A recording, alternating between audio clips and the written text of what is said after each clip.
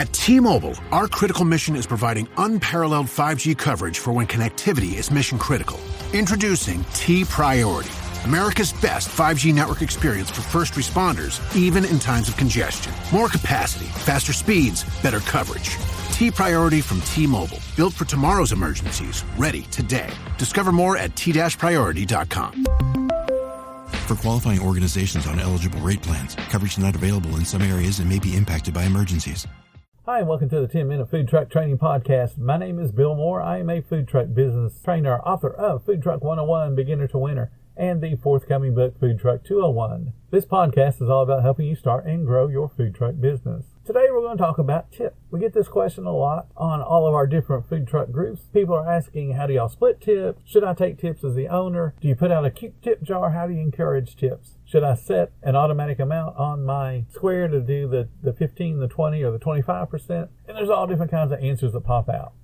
So let's talk about what makes most sense for you as a business, and let's talk about what the best practices are. So let's answer the elephant in the room, that big old question: should the owner or even a manager of a food truck, should they be part of the tip pool? And the answer is no. The U.S. Department of Labor is extremely firm in that management, and that includes owners, have absolutely no right to take a cut of the employees' tips. So even if you decide that I'm going to be the cashier today and step up to that window and start taking orders, hi, welcome to the food truck, you don't get any of the tips that they plop in that jar or they add on to the credit card that you are processing. This is a law, and it firmly denies you any percentage, any sharing of those tips. So make sure you understand that. Now let's talk about the IRS. The Internal Revenue Service defines a tip, and here is the specific definition: discretionary payments determined by a customer that employees receive from customers. Notice it doesn't say that the business receives, or that the owner receives, or that the manager receives. It is from the customer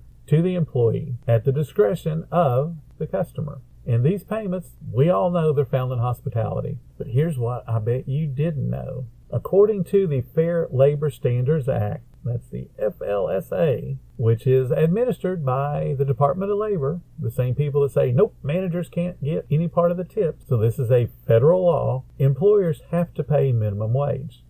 But there is a caveat. Employers are allowed to take what's known as a tip credit, and that tip credit can be up to $5.12 of the employee's wages. So let's say you work in one of those states that have demanded $15 an hour. So that's your state minimum wage. You can actually pay only $9.88 if you have tipped employees, because the tips will make up the difference. So that saves you $5.12 against the employee's wages. That's one of the reasons why when you read a lot of ads for hourly employees, it'll say you can make up to $16, $18, $20, because what they're assuming is that there's going to be tips in there to make up the difference. Right now, at least 4 states that I can think of off the top of my head, and there might be more, that don't allow this. If the minimum wage in the state's $15 an hour, you got to pay $15 an hour. It's mostly West Coast states, but there is that opportunity to take that tip credit. So you would tell your employee, hey, I'm paying you $9.88 plus tips. And you can say, on average, we have seen our employees make $18, $20, whatever it is, whatever your average is. And that's how they get to make more money. But then it's also how you can benefit from the collection of tips, $5.12 an hour savings.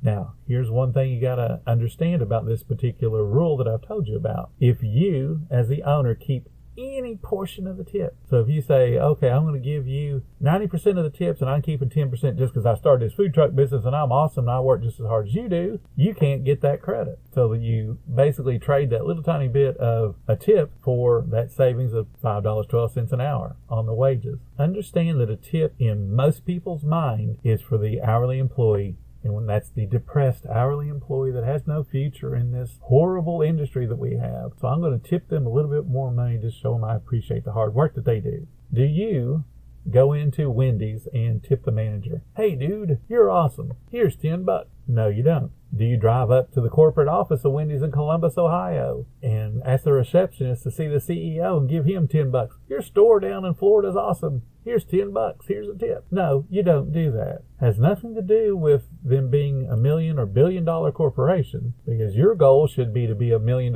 food truck and then expand from there. Owners and managers don't get tips. And I know that's hard to swallow, but that's it. So now think about this. We talked about that $5.12 credit, tip credit that you can take against wages. Now does it make a little bit more sense for you to maybe pay in that manner and go, okay, I'm going to pay that difference in the minimum wage that my state requires me to pay, take away that $5.12, and that's a tip credit, but then my employees, I'm going to tell them you're going to make up to $16 an hour, $18 an hour, whatever it is, because they're going to get that in tips. So does it make it a little bit easier to swallow now rather than you just saying, here, we're going to split it because I deserve it because I work just as hard as you do? I'm going to tell you right now, if you're the owner of a food truck, you 100% better be working harder than your employees. If you want to give yourself a raise and make more money, do better marketing. Give better speed of service. Encourage more people to come back to your business. If you want to basically steal the tips of an hourly employee just because you feel like you work just as hard as they do, your mind is in the wrong place. You should automatically be working harder than they are. Now, I'll give you some examples. I ran a hot dog cart or hot dog trailer since the early 80s. Most of the time, I ran it solo, and I never once put out a tip jar. Even when I had people working with me, we didn't put out a tip jar because that was not commonplace back then. The only people that got tips were waitresses and waiters, or back then people that pumped your gas. You might tip them $1 for pumping your gas. But when you walked into a counter service restaurant, and that's all that we are as a food truck, counter service, you didn't tip the cashier, here's $1. Thank you for taking my order and thank you for giving it to me in a bag. You don't do that kind of stuff. So I never put out a tip jar. It wasn't until the 2000s that I put out a tip jar, and when I did, it was only when I had employees and I let them split it all. And it was at their suggestion that we put out a tip jar. I hired 2 people that worked really, really well together. They were a couple and they were absolutely awesome. And they said, hey, Bill, why don't we put out a tip jar? And I said, okay, we'll put out a tip jar. I honestly didn't think we'd get much in tips, and we didn't. We'd get about $20, $30 a day back then. And the first day that the tip jar was out, they started counting it. Well, actually, they brought it to me and said, hey, do you want to count this? I said, no, y'all count it. And they said, you trust us? And I said, it's your money. You guys can count it together. They said, you don't want any of it? I said, no, it's yours. They were shocked that I was letting them take all of the tips. And the only thing that I did, and the only thing that you're allowed to do, is a credit card tip. You can take out whatever the credit card processing fee is and then give them the difference. So if you run that little report and it says you have, $30 in credit card tips, then you're allowed to take out whatever your credit card processing fee is and then give them the remainder. That's okay, because you're not actually taking the tip. All you're doing is removing the credit card processing fee that you got to pay anyway. And it's not the full credit card processing fee, so don't do that. It is just the credit card processing fee for that particular tip. So I'll use round numbers. If they tip a $10 tip and your credit card processing fee is 2%, and the grand total of the ticket was $30, you're only taking out that 2% processing fee against the $10 tip, not the total of the ticket. So there's 2 things I've told you about today that probably can make a difference for you. Check into the tip credit, see if you are allowed to do that in your state. Again, there's a handful of states that don't allow it, and they're mostly on the West Coast. But if you're allowed to do it, then that makes a little bit of a difference to you. Put some money back into your bank account. Now, it'll be a hard transition if you've already been giving your employees tip and they've been making $15, $17, $18 an hour. It's going to be a hard pill for them to swallow, but it does give you the opportunity to lower your wages and the impact of those wages against your P&L statement. And then I told you the tip about you can take out the processing fee, because about 80% of all sales in a food truck is going to be credit cards, which means that 80% of all tips is likely going to be credit cards as well. So you can save yourself a little bit of that processing fee by taking it out of the tips. That way you're not actually going in the hole.